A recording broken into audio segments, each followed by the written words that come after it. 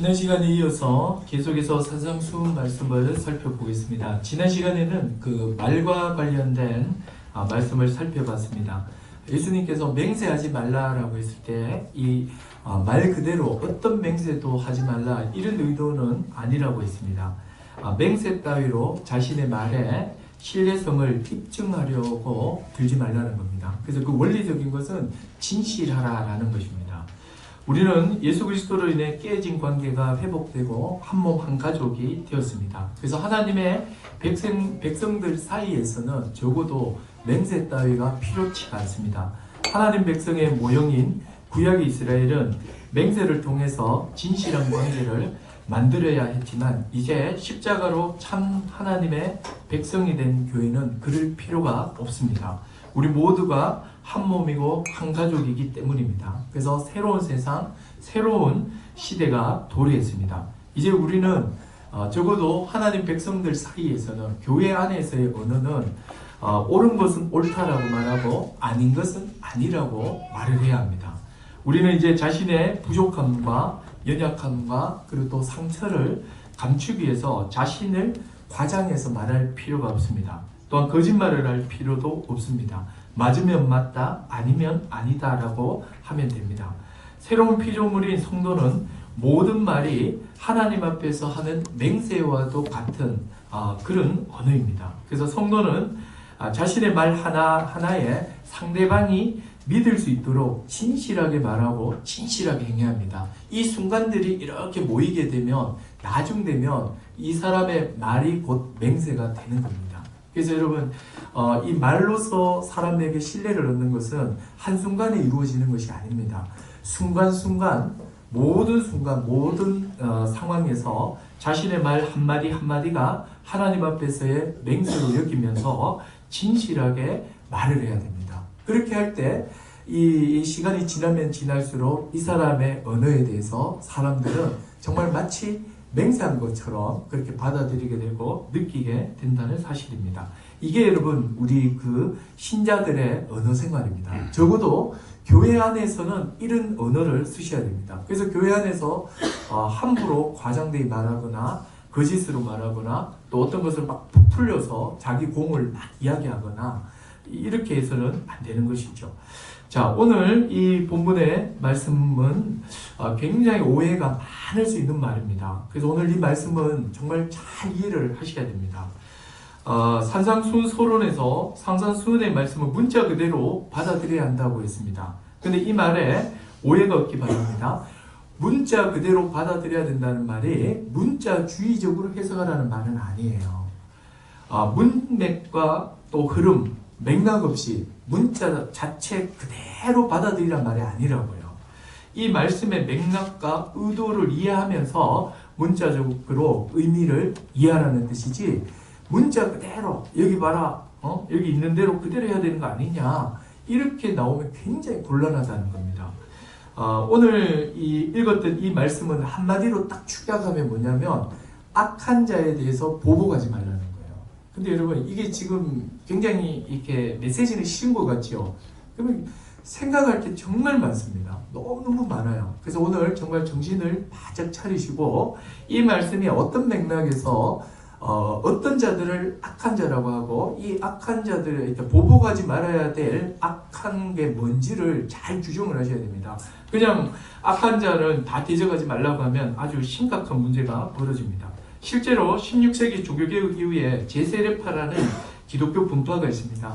공동체를 중시하는 굉장히 순수한 그런 분파였습니다. 이들은 산상수훈을요 문자 그대로 받아들였습니다.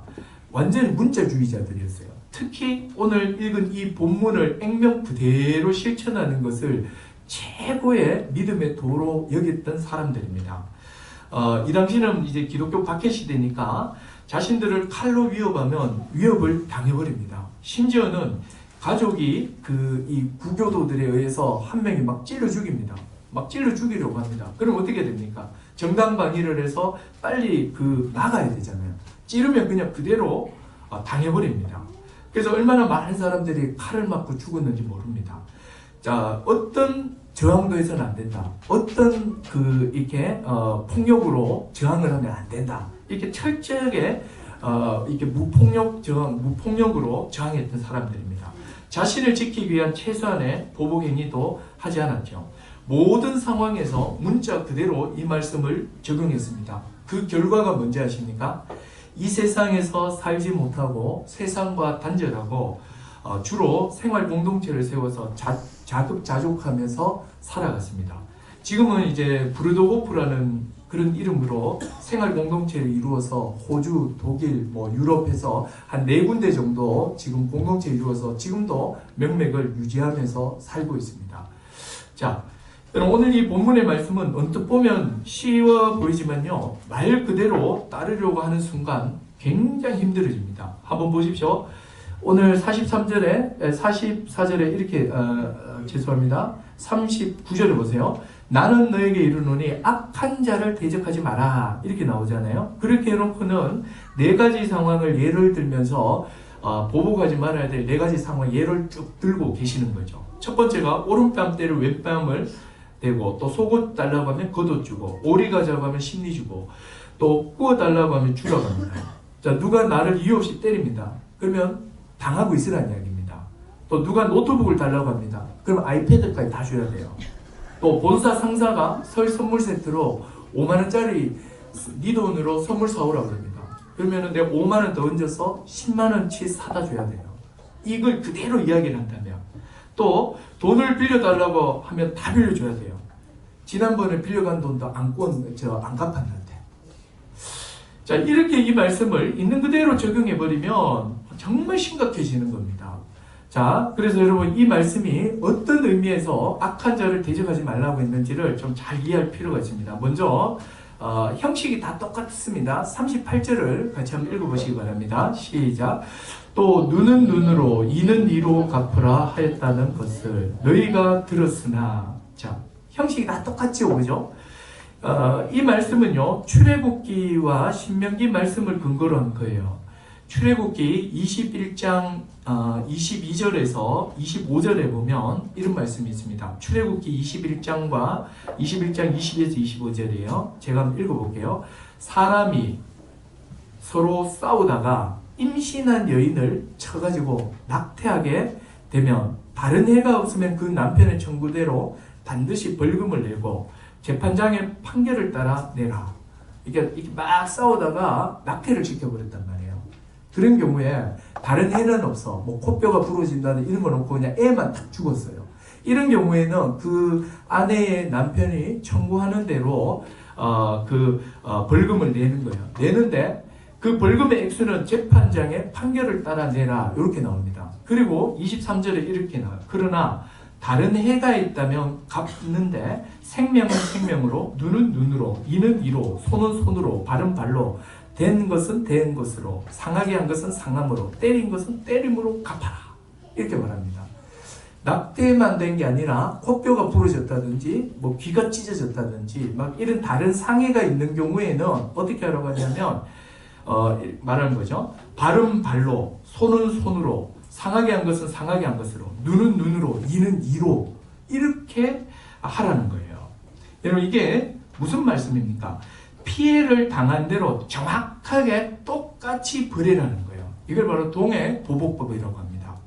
행한 대로 철저하게 심판하시는 하나님의 심판의 원리를 따라 심판을 하라는 거예요. 근데 자, 여기가 이게 지금 포인트입니다.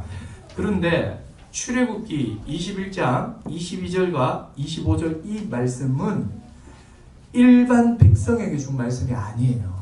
누구에게 준 거냐면 바로 오늘날로 치면은 율법을 가지고서 판결을 하는 재판관에게 준 말씀이에요. 재판관에게 준 말씀이라는 거예요. 이 고대나 지금이나 어떤 중대한 피해를 입었을 때 개인이 사적으로 보복하지 못하도록 하고 있습니다. 반드시 정한 법을 따라서 재판관을 통해 공적으로 보복하도록 되어 있는 거죠. 그래서 누가 나를 이렇게 두드려 팼다고 해서 나도 막 복수한답시고 이렇게 사적으로 복수하도록 되어 있지 않단 말이에요. 내 회사를 누가 이렇게 예를 들어서 내 이렇게 가게든 뭐든 이렇게 행패를 부렸어. 그러면 나도 그 사람의 가게 가서 행패를 막 부리면 안 된단 말이에요. 여러분, 고대나 지금이나 어떤 나라라도 개인이 개인의 복수를 하도록 허용되어 있지 않습니다. 반드시 법이라는 것을 통해서 공적으로 보복하도록 되어 있단 말이에요. 그러면 이 공적으로 보복을 시행하는 사람이 누구냐면 재판관이에요. 그래서 하나님께서 지금 재판관에게 하시는 말씀이 뭐냐면 눈은 눈으로, 이는 이로, 귀는 귀로, 그러니까 피해에 대해서 정확하게 벌을 내리라, 이 말씀입니다. 그래서 이 말씀은요, 동해보복법은 굉장히 잔인한 말이 아니고요, 공정하게 판단하라는 말씀입니다. 신명기 19장 21절에도 동일하게 나와요. 너의 눈이 긍휼히 여기지 말라. 생명의 생명으로, 눈에는 눈으로, 이에는 이로, 손에는 손으로, 발에는 발로 해라. 역시 마찬가지로 눈에는 눈으로, 이에는 이로, 동해보복은 기본적으로 법에 따라 판결을 내리는 재판관에게 주시는 말씀입니다. 재판관은 개인이나 가족 간의 사적인 복수가 반복되지 않도록 피해를 정확하게 당한 대로 양형을 딱 정해서 그걸 실행을 해야 됩니다. 조금 이제 약하게 처벌하거나 과하게 처벌하면 억울함이 생겨서 사적 복수가 일어날 수 있습니다. 그래서 재판관은 이 동해보복법에 따라서 정확하게 피해에 맞게 복수하라, 그러니까 법을 적용하라는 겁니다. 조금 전에 말씀드렸듯이 이 동해보복법은요, 하나님의 심판의 원리입니다. 재판관은 하나님의 심판의 원리를 따라서 정확하게 판결을 해야 합니다. 이렇게 할 때 사회 전체가 안정이 됩니다. 하나님께서 보복의 한계를 아주 엄격하게 딱 한정해버린 거예요. 당한 것보다 더 큰 해를 입히지 못하도록 해서 또 다른 보복을 불러일으키지 못하도록 한 겁니다. 눈에는 눈, 이에는 이. 당한 만큼 처벌하는 거죠. 그리고 재판관이 정확하게 하나님의 심판의 원리를 따라 즉각적으로 심판할 때 어떤 일이 벌어지냐면 악한 자들이 두려워해서 다시는 그런 악을 행하지 않게 되는 거예요. 그래서 여러분, 어떤 사회가 안정되고 또 평화로워지려면 법을 다루는 사람이요, 아주 이 동해보복법에 따라서 그 피해 입은 대로 그 정확하게 처벌을 해버려야 됩니다. 그렇게 해야 이 악한 자들이요, 이 처벌을 받는 걸 보면서 악한 자들이 다시는 두려워서 그런 악을 안 행하게 돼 있는 겁니다. 건강하고 질서 있는 사회가 되기 위해서는 이 동해보복법이요, 법률을 통해서 엄격하게 시행돼야 됩니다. 법률을 통해서 철저하게 당한 만큼 갚아주어야 되는 거예요. 지금 제가 드린 말씀이 뭐냐면 신명기와 출애굽기에 하나님께서 동해보복법을 주셨을 때는 이런 공적인 보복의 원리로 삼으라고 주셨다는 겁니다. 이렇게 하면 약자가 강자의 횡포로부터 보호받고 또 평화롭고 안정적인 사회가 됩니다. 근데 요즘에 인권의 이름으로 법이 많이 느슨하게 집행되는 경향이 있습니다. 제가 여기서 구체적인 사례를 들 수는 없어요. 제가 여기서 구체적인 사례를 들면 아마 제 개인의 정치적 견해가 되어서 나보고 보수니 진보니 이러면서 힘들어질 것 같아요. 근데 분명히 체감하는 건 뭐냐면 법 집행에 있어서 너무 느슨해지고 있습니다. 특히 김대중 정부 이후로요, 한 건의 사형도 집행되지 않고 있습니다. 우리나라는 사형이 분명히 있는 국가예요. 근데 사형이 지금 거의 20년 이상 집행이 안 되고 있어요. 사실상 사형 폐지 국가가 되어버렸죠. 사람이 사람의 목숨을 고의적으로 뺏은 거예요. 고의적으로 계획해서 뺏어버렸어요. 얼마나 잔혹한 짓입니까? 법률이 정하는 대로 벌을 내려야 돼요. 벌을 받지 않을 때 그 사회는요, 악을 허용하는 분위기가 되고 폭력은 증가하게 되고 약자는 고통당하게 됩니다. 동해보복의 원리를 따른 법의 집행은 악한 일에 대하여 두려움이 되게 합니다. 그래서 건강한 사회가 되기 위해서는 하나님의 이 심판 원리를 따라 이 법이 잘 집행될 수 있도록 우리가 기도도 해야 되고 애도 써야 돼요. 혹시 우리 자녀들 중에 정말 이 법조계 쪽으로 갈 사람이 있다면 이 말씀을 잘 새겨서 이 동해보복의 원리에 따라서 정확하게 피해에 맞는 벌을 잘 내리는 그런 훌륭한 판관들이 나오면 좋겠다 싶어요. 그런데 이 사회적으로도 이 말씀을요, 적용할 수 있겠지만 교회와 가정에서도 마찬가지입니다. 가정에도 어떤 법이 있죠. 자녀를 키울 때 자녀의 잘못에 상응하는 벌을 반드시 주셔야 됩니다. 이유 없이 누군가를 때렸어요. 이유 없이 누군가를 확 때렸단 말이에요. 자, 그렇다면 때린 것에 상응하는 벌을 줘서 그 악에 대해서 경고를 해주셔야 돼요. 근데 이제 아이고 뭐 그럴 수 있다면서 이 귀찮거든요. 때린 거 불러가지고 왜 때렸냐부터 죄를 분명히 하고 안 된다고 경고를 주고 뭐 너무 절차도 복잡고 귀찮거든. 그래서 그냥 다음도 그러지 마라 이러고 그냥 쓱 지나가는 경우가 많습니다. 근데 여러분 기억하십시오. 적절한 벌을 통해서 악을 경고하지 않으면 그 아이는 악한 나이로 자라납니다. 꼭 기억하십시오. 적절한 벌을 통해서요 악을 경고해야 됩니다. 그렇지 않으면 이 아이는 악한 나이로 자라게 될 거예요. 그래서 여러분 모든 것에요 오냐 하는 것은요 아이를 악한 죄로 키우는 거예요. 할아버지 기대기 때는데도 허허 귀엽다 오냐, 자기 물건 막 친구들 거 막 뺐는데도 그럴 수 있지 아직 뭐 소유 경계가 없으니 오냐 해보세요. 악에 대해서 전혀 경고하지 않으면 이 아이는 악한 자가 될 것입니다. 여러분 반드시 눈에는 눈, 이에는 이라는 이 동해 보복법을 따라서 그 아이가 피해를 입힌 것에 해당하는 죄를 반드시 물어야 된다는 사실입니다. 자, 원래 이 말씀이요 이런 의도였습니다. 그런데 문제는 뭐냐면 눈에는 눈, 이에는 이 동해 보복법은요 법을 판결하는 재판관에게 주신 말씀입니다. 올바른 판결의 원리로 주신 말씀이라고요. 공적인 보복의 원리로서 줬거든요.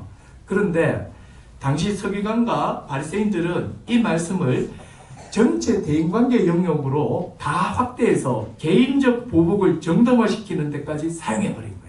지금 무슨 말인지 아시겠죠? 물건을 훔쳐가면 훔쳐간 대로 너도 되가져와 버려라. 누가 네 따귀를 때리면 너도 때려라. 누가 욕을 하면 너도 욕을 해도 된다. 이러면서 개인적으로 보복을 하면 안 되는데 개인적 보복의 영역으로 다 적용을 시켜버린 겁니다. 율법을 주신 의도와 완전히 빗나가게 적용해버린 거죠.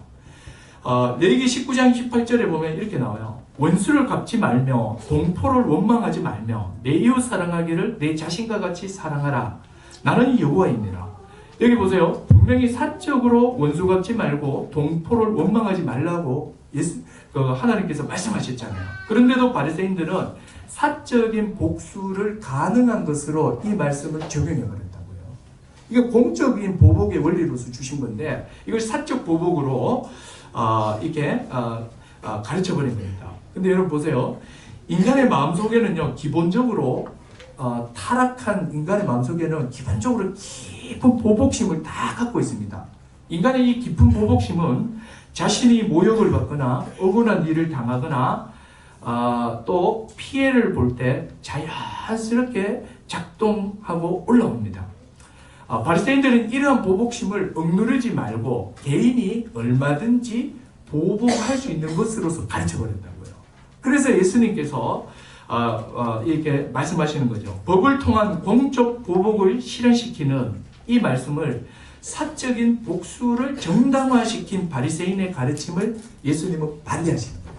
그러면서 어떤 식으로든지 간에 사적으로는 보복하지 말라. 지금 이렇게 가르치시는 겁니다.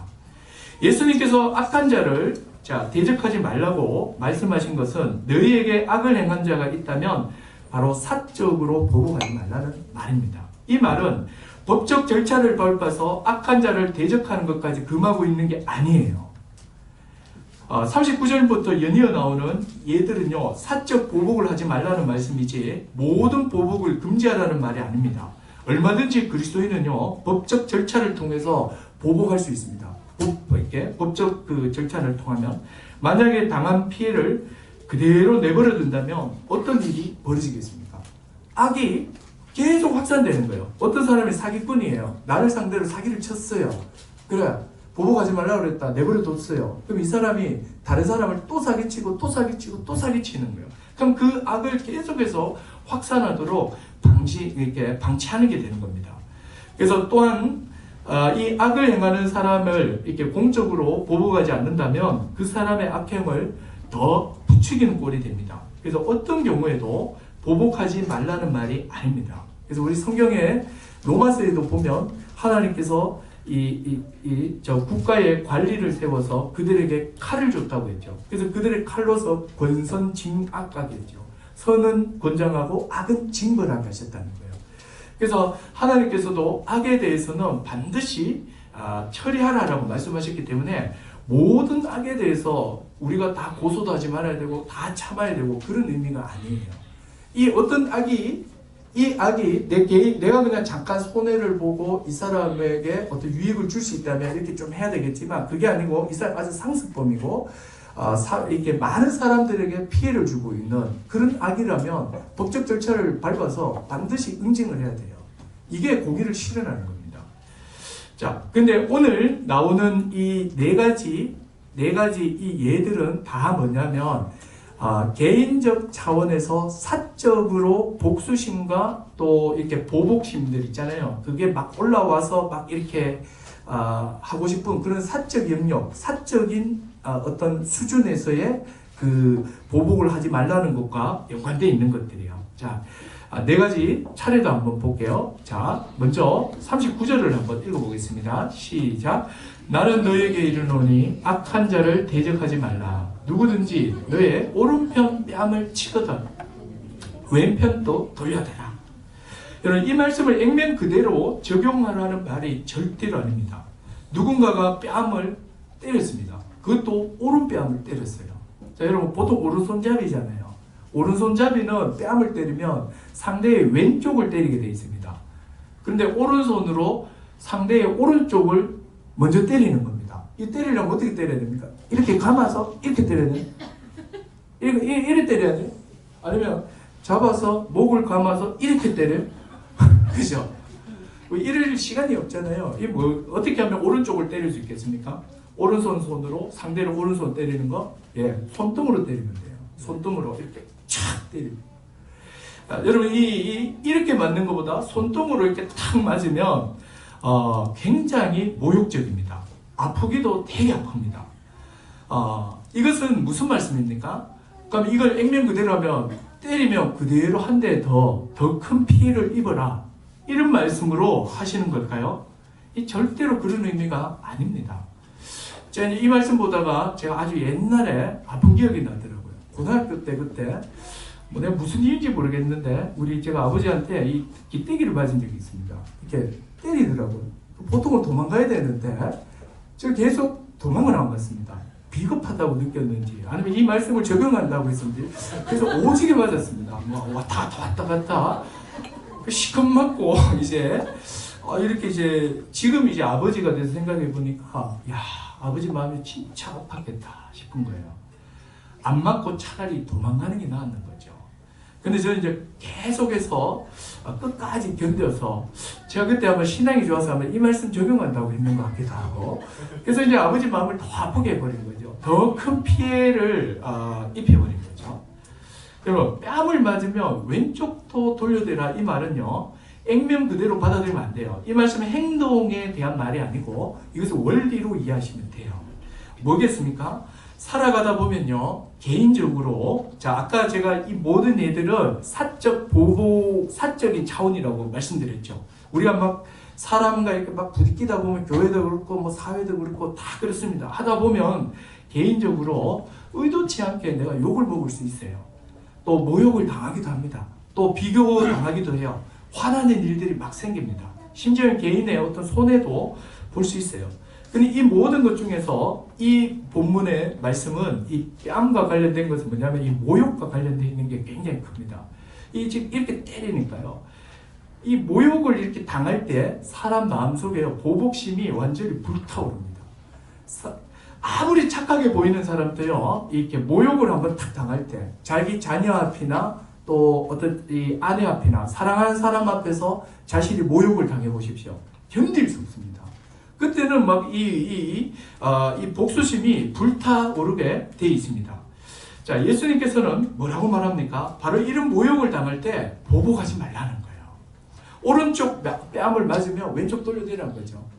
한 번의 모욕은 한 번에 끝나지 않아요. 또 반복적으로 또 일어나요. 그럼 어떻게 하라는 거예요? 그런 모욕을 또 당하라는 거예요. 또 당할 수 있어야 된다. 이렇게 말합니다. 모욕을 당하면 정말 부끄럽고 수치스럽고 마음이 속상해요. 잠도 오지 않고 분하고 억울합니다. 얼마나 고통스러운 감정인지 모릅니다. 모욕한 사람은 계속 떠올리고 분노의 감정이 솟구쳐 오르고 어떻게 보복할까 싶고 진짜 힘든 게 이 모욕입니다. 근데 예수님께서 뭐라고 말씀하십니까? 이것은 그래서 네가 그러니까 모욕을 당하면 한 번 더 당해라. 이 말은 무슨 이야기입니까? 참으라는 거예요. 어떤 식으로든지 간에 모욕에 대해서 보복심을 가지고 어떤 식으로 말이든 행동이든 무엇이든지 간에 보복하지 말라는 거예요. 이게 예수님의 말씀입니다. 베드로전서 2장 23절에 보십시오. 베드로전서 2장 23절이에요. 욕을 당하시되 맞대어 욕하지 아니하시고 고난을 당하시되 위협하지 아니하시고 오직 공의로 심판하시는 이에게 부탁하시며. 이게 신자입니다. 욕을 당하시되 맞대어 욕하지 아니하시고. 예, 내가 의도치 않게 욕을 먹을 수도 있고 내 마음과 다르게 또 이게 오해가 돼서 모욕을 당할 수도 있어요. 그럴 때 우리는 억울하니까 하나하나 다 대응하고 싶지만 맞대어 욕하지 아니하시고 공의로 심판하시는 이에게 부탁하시며. 예수님이 사실 이 땅에서 겪으신 삶입니다. 인간으로서 한 인간으로서 이 땅에서 예수님께서 당하신 것이 뭐냐면 바로 욕을 당하셨고 고난을 당하셨어요. 위협할 수 있는 힘이 있었지만 위협하지 않았으며 이렇게 반박할 수 있는 자신의 그 정결함과 거룩함이 있었지만 반박하지 않았어요. 그냥 오직 공의로 심판하시는 이에게 부탁하시며 참고 견디셨다는 거예요. 여러분 이게 뭔지 아세요? 이게 바로 예수 그리스도의 마음입니다. 욕을 당하되 맞대어 욕하지 아니하시고. 명절 때 참 생각해 보십시오. 자신의 억울함이 있고 또 이 모욕당한 것이 있다면 다음 명절을 기대하지 마시고 빨리 풀어버리십시오. 이게 바로 예수님 하신 이 오른쪽 왼쪽에 대한 이야기입니다. 자, 그리고 두 번째를 한번 보십시오. 두 번째는 40절입니다. 같이 한번 읽어보겠습니다. 시작. 또 너를 고발하여 속옷을 가지고자 하는 자에게 고독까지 가지게 하며. 예. 고발해서 속옷을 가지고자 하는 자라는 상황은 소유권 분쟁이 일어난 경우입니다. 근데 그 금액이요, 속옷 정도의 아주 소소한 경우입니다. 이런 경우 거독까지도 갖도록 하라고 예수님이 가르친 거예요. 이 말씀은 그리스도인은 모든 소유를 다 포기를 하고 하라는 그런 말씀이 아닙니다. 그 중세에 그 탁발승이라고 있어요. 그 뭐냐면은 이 가난을 최고의 미덕으로 여기면서 프란체스코 그 성인을 따르는 사람들의 무리였습니다. 근데 이 프란체스코가 귀족의 아들이었는데 밖에 나가면 다 옷을 줘버리고 진짜 겉옷 하나만 입고 집에 들어왔습니다. 그리고 또 자기 집에 있는 영지고 뭐고 뭐 다 팔아서 가난한 사람 다 줘버렸습니다. 왜냐? 이 말씀을 실현한다고요. 여러분 오늘 이 말씀은요 그런 말씀이 아닙니다.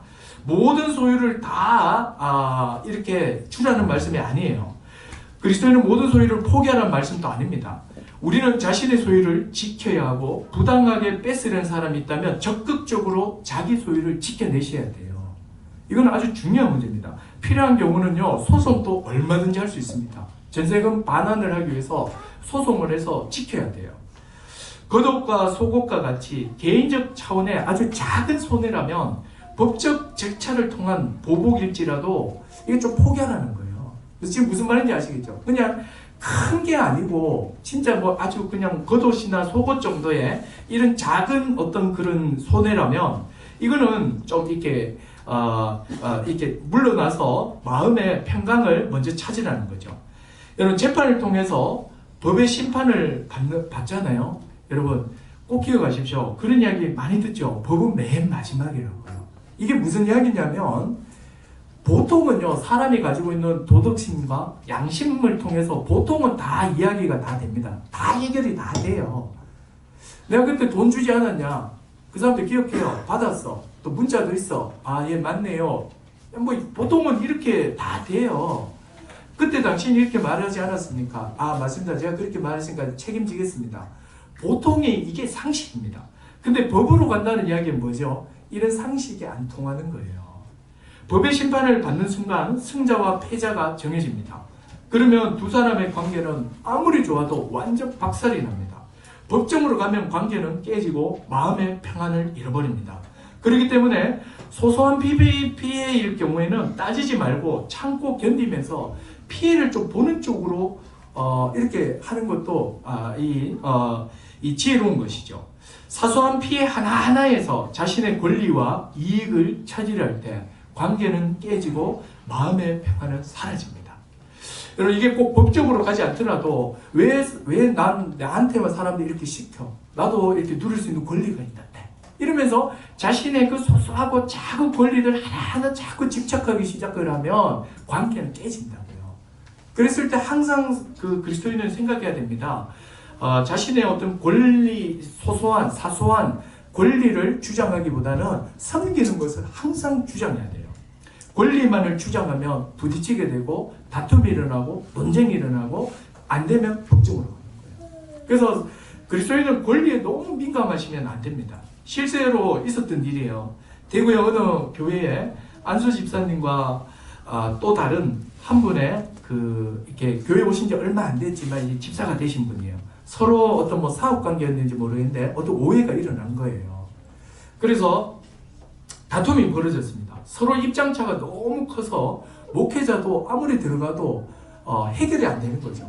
이 사람 이야기 들어보기에는 맞고 저 사람 이야기도 또 저 사람 관점에서 다 맞아요. 도저히 이 접점이 마련이 되지 않는 거죠. 두 사람의 입장이 너무 확고했기 때문에 구두로는 해결할 길이 없었습니다. 그래서 갈등 상황에 있을 때에 얼마 안 된 이 집사님이 이 안수 집사님을 고소해버린 거예요. 고소를 딱 해버리니까 이분이 이제 자기는 그래도 이제 안수 집사님이고 새로 왔고 해서 자기가 이제 다 배려했고 다 해줬는데 완전히 배신당해버린 거죠. 너무 분노가 생기고 또 그래서 막 견딜 수 없어서 잠을 못 잤다고 합니다. 일주일 동안 고민을 했다고 합니다. 그러다가 이제 막 억울도 하고 믿기도 하고 막 그래서 막 맞고서를 하고 싶은 마음이 막 여기까지 올라갔대요. 그러다가도 결정적으로 고민을 하다가 이건 정말 덕이 안 되겠다. 이렇게 딱 해서 찾아가서 미안하다 그러고 자기가 그냥 다 보상해주고 끝내버려요. 그러다가 이제 이 두 사람의 관계는 이제 그걸로 해결이 됐다기보다는 이제 극단적으로 가는 것까지는 막은 거죠. 이런 경우가 있었다는 거죠. 여러분, 안수 집사님은요, 이 관계와 평안을 선택한 거예요. 여러분, 조금 억울하고 손해보는 듯 해도 참고 선을 행하십시오. 그래서 항상 여러분, 우리가 이렇게 인간관계, 특히 성도들과의 관계에 있을 때에 항상 자기가 누리는 거, 자기가 이렇게 득보는 거, 또 자기 어떤 권리, 여기에 집착하기 시작하면 바로 이런 문제들이 일어나는 거예요. 왜 내만 자꾸 섬기는데? 왜 나만 이런 거 해야 돼? 이 생각을 딱 하는 순간에 바로 다툼이 일어납니다. 그때 이 말씀을 기억하십시오. 속옷을 달라고 하면 겉옷을 줘라. 뭡니까? 이 방송실을 청소를 계속했다면 너는 아예 거실까지 청소해라. 이야기가 될 수도 있는 이야기예요. 그러니까 우리는요, 자기가 막 이렇게 하는 것에 대해서는 굉장히 이렇게 억울하게 생각하고 자기가 고생한다는 생각이 있습니다. 그래서 다른 사람을 그것으로 판단하게 되고 그러면서 마음에 보복하는 마음이 막 생긴 거죠. 좋다. 그럼 내가 오늘부터 한 3주 동안 청소 안 해가야겠다. 누가 하나 한번 보자. 이렇게 되죠. 그러면 결국은 이제 답답한 사람이 하죠. 그렇죠? 또 답답한 사람이 나와서 또 하고 뭐 이런 식인데 어쨌든 오늘 이 말씀은요, 관계와 평안을 선택하라는 거예요. 조금 억울하고 약간 손해보는 듯해도 항상 관계와 평안을 선택하라는 말씀입니다. 자, 그 다음 세 번째입니다. 자, 세 번째는 우리 또 41절 같이 한번 보도록 하겠습니다. 41절 시작. 또 누구든지 너로 억지로 오리를 가게 하거든 그 사람과 뭐라? 심리를 동행하라. 여러분, 이 말씀의 배경을 알 필요가 있어요. 당시 로마는요, 피지배민을요 징발해서 강제로 노역시킬 수 있는 권리가 있었습니다. 특히 이 로마 군인은 자기 군장과 이 군수품을 들고 가야 되잖아요. 무겁잖아요. 그러면은 피종복민을 아무나 그냥 딱 붙잡아가지고 건장한 남자를 딱 붙잡아서 일정한 거리까지 그 짐을 강제로 지우게 할 수 있는 권리가 있었습니다. 예수님이 이렇게 골고다 언덕을 오를 때 보면 자꾸 자빠지니까 로마 군병이 어떻게 합니까? 예수님의 그 짐을 딴 사람한테 탁 지우죠. 그게 바로 이 권리와 이게 상응하는 거예요. 근데 예수님께서 이걸 지금 딱 올리는 거예요. 강제 노역을 시킬 수 있는 권리를 가진 로마 군인이 요구가 있을 때에 오리만 가면 돼요. 법적으로. 한 2km 정도죠. 2km만 가면 돼요. 근데 너희는 4km까지 가보라. 이렇게 말하는 겁니다. 자, 이것은 어떤 의미겠습니까? 여러분, 이런 요구 자체는 사실은 불쾌하고 거북스럽고 달갑지 않고 정말 하기 싫은 요구죠. 그런데 피할 수 없는 일입니다. 왜냐? 로마 군인의 권리이기 때문이에요. 피할 수 없는 이런 상황을 만나면 성도는 불평하지 말고 억지로 하지 말고요. 기쁜 마음으로 흔쾌히 해버리라는 거예요. 마음에 막 이렇게 내 말 시켜 그러면서 이렇게 또 이상한 악한 마음 심고 또 보복의 마음을 갖지 말고 오리가 아니라 심리까지 더 가주라는 거예요. 오늘날 이 말씀을 다양하게 적용해 본다면 이런 거겠죠. 나의 직장 상사가 좀 불합리하고 약간 좀 과도한 어떤 요구를 할 수가 있어요. 그랬을 때 하기 싫잖아요. 화도 나잖아요. 그랬을 때 어떻게 해야 된다는 거예요? 그게 기쁜 마음으로 하라는 거예요. 또 건물주의 태도에 대해서도 생각해 볼 수 있습니다. 임대인들은 언제나 다 이렇게 이 임차인이 이렇게 월세를 많이 받는다고 생각합니다. 그래 월세만 돌아오면 생각하죠. 저 사람은 좋겠다. 가만히 앉아서 돈 벌고 이러면서 입이 이만큼 나옵니다. 임대료가 너무 많다. 이런 불평이 막 생기는 거죠. 그랬을 때 계약한 대로 월세일이 되면 장사 잘했다고 감사하면서 기쁨으로 그냥 딱 주는 거예요. 왜요? 그렇게 계약을 했잖아요. 그죠? 거기에 대해서 우리가 막 이야기할 이유가 하나도 없거든요. 또 가정에서도 달갑지 않은 억지로 해야 하는 일을 요청받을 수 있죠. 음식물 버리기라든지 빨래 넣는 거라든지 이렇게 설거지를 한다든지 하여튼 내가 해야 되는 어떤 상황, 달갑지 않은 그런 상황을 만날 수 있어요. 저는 잘 안 해요. 자, 근데 그랬을 때 그러니까 이 말씀은 뭐냐면 자기가 어쩔 수 없이 해야 되는 어떤 상황을 만날 수 있다는 거예요. 그랬을 때 어떤 불편한 마음이나 또 이렇게 조금 이렇게 이 힘든 마음으로 억지로 하지 말고 기쁨을 하는 거예요. 이게 오늘 주님 주신 말씀이에요. 근데 만약에 우리가 이런 어떤 사적인 그런 영역에서 이런 마음을 갖지 않고 거기에 대해서 불만을 갖고 나만 시킨다 이런 생각을 하고 이렇게 하다 보면 그 사람을 향한 보복심이 계속해서 쌓이는 거예요. 그래서 나중에는 정말 보복해버립니다. 자, 그 다음 네 번째입니다. 네 번째는 마지막 42절입니다. 같이 한번 읽어보겠습니다. 시작. 내게 구하는 자에게 주며 내게 꾸고자 하는 자에게 말하고요. 거절하지 말라. 예. 어떤 필요가 있어서 누군가가 달라고 하면 주라고 합니다. 또 빌려달라고 하면 빌려주래요.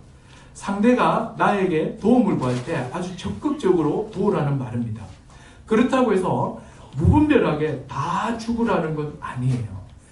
특별히 교회 안에도 그렇고 교회 밖에도 그렇고 어떤 사람들이 나에게 어떤 도움을 구할 때 있죠. 돈을 빌려달라 할 수도 있고 또 어떤 도움을 구할 때가 있습니다. 그럴 때 우리는 기본적으로는 도와줘야 됩니다. 그런데 도와줄 때 지혜롭고 공의롭게 구워주고 도우셔야 돼요. 지혜롭고 아주 공의롭게 하셔야 됩니다. 성경은 자기 손으로 수고를 하고 먹으라고 합니다. 심은 대로 거둔다고 합니다. 이게 여러분 성경 전체의 가르침이잖아요. 성경은 자기 손으로 수고한 대로 먹으라는 게 대원칙입니다. 그래서 심은 대로 거두는 거예요. 근데 내가 이렇게 도와주고 내가 구워주는 것이 이 사람의 게으름을 조장하는 일이라면 하면 안 되는 거예요. 그죠? 게으름을 계속 조장시키는 거잖아요. 이건 이 말씀과 상관이 없는 거예요. 그러니까 우리가 이렇게 우리 교회는 대체로 그런 분이 없습니다만은 부모님한테 도움을 받든지 형제에게 받든지 누구에게 받든지 간에 생각하셔야 돼요. 도움을 구하는 사람도 생각해야 돼요. 이게 내가 지금 내 게으름으로 지금 이루고 있는 거 아닌가? 또 도와주는 사람은 지금 내가 이걸 통해서 이 사람의 게으름을 조장하는 것은 아닌가? 이걸 생각해야 되는 거죠. 자, 성경은요, 자기 손으로 수고를 하고 먹으라고 했습니다. 심은 대로 거둔다고 했죠. 그래서 게으름을 조장하는 일이 되지 않도록 이 말씀을 적용해야 됩니다. 자, 이제 뭐 다 돼갑니다. 이 말씀은 적극적으로 사람들에게 선을 행하라는 명령입니다. 보복하지 말라는 전체 말씀과 약간 좀 이렇게 조화가 되지 않는 듯 보이지만 사람들에게 보복의 마음을 갖지 말고 적극적으로 선을 행하라는 말씀으로 이해할 수 있습니다. 그러니까 이 네 번째 예는요, 이 사람들에게 어떤 이해관계가 딱 들어가 있을 때 개인적 차원에서 보복의 마음을 갖지 말고 오히려 어떻게 하라는 거예요? 적극적으로 선을 행하라는 거예요. 그 사람의 연약함을 봐주고 그 사람의 필요를 보면서 적극적으로 선을 행하라는 거예요. 그래서 로마서에 나와 있는 말씀처럼 악에 대해서 어떻게 하라는 거죠? 선으로 악을 이겨버리라는 거예요. 여기서 말하는 악은 사적인 영역이고 개인적 차원의 피해입니다. 요 정도라면 참고 인내하고 감수하면서 보복하지 말 것이며 또 한 걸음 더 나가 적극적으로 그 사람의 악에 대해서 선으로 갚아버리라는 거예요. 이게 여러분 그 신자의 삶이에요. 악을 악으로 갚지 말고 악을 악으로 갚는 것은 보복하는 겁니다. 정당한 보복이에요. 근데 이런 개인적인 이런 보복의 방식으로 갚지 말라는 거예요. 갚지 말고 뭘로 갚아버리라는 거죠? 구워달라면 구워주고 달라고 하면 그냥 주면서 선으로 그 사람의 악을 갚아버리라는 거예요. 이게 여러분 예수님께서 개인적 차원에서 보복과 관련된 말씀의 핵심입니다. 이제 말씀을 이렇게 마무리하겠습니다. 우리가 이렇게 막 세상 살다 보면요, 굉장히 이런 일들을 많이 당합니다. 갑자기 차가 확 끼어들었을 때에 지구 끝까지 쫓아가서 막 보복하려는 그런 생각과 마음이 들 때가 있죠. 그때 생각해야 돼요.